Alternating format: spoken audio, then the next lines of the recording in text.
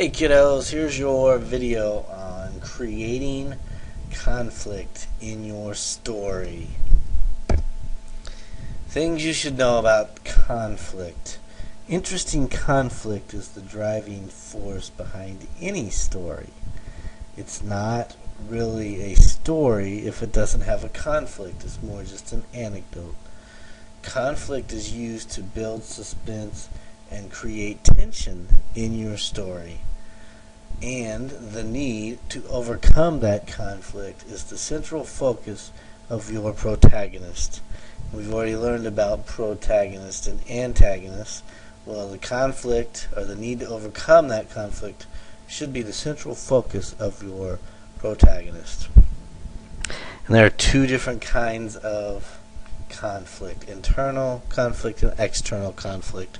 Internal conflict is the emotional struggle that a character goes through within him or herself. The external conflict is the struggle between a character and outside forces.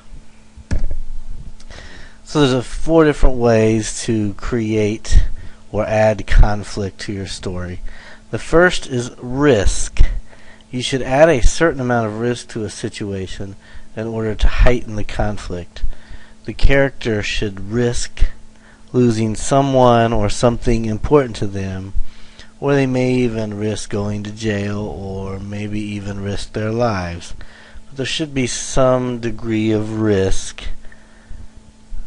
in their actions related to the conflict. The second one is empathy. The reader needs to empathize with your protagonist. The conflict should be one that the reader can understand and sympathize with that character's dilemma.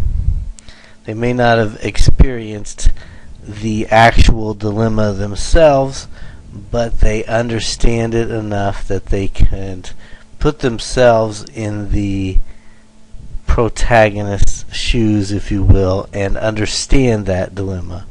And if you can find a way to tap into people's deepest fears, you really do have an engaging conflict. The third way would be to raise the stakes. Once a conflict has been established, raising the stakes for the protagonist can add more suspense. So the reader should continually ask themselves, will he or she, the protagonist, solve this problem? You want the reader to keep reading and not believe that it can be solved, but they want to see if it can be solved.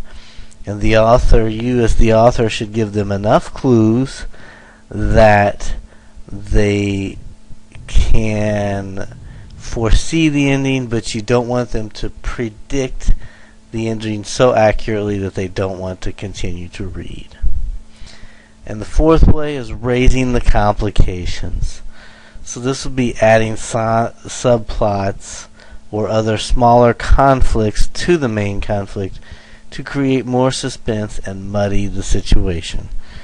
So you want to keep one main conflict, but continually add complications to make the reader wonder if the conflict can be overcome.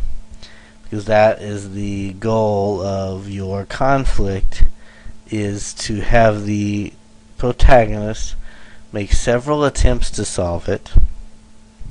They need to be the one who ultimately ends up solving it.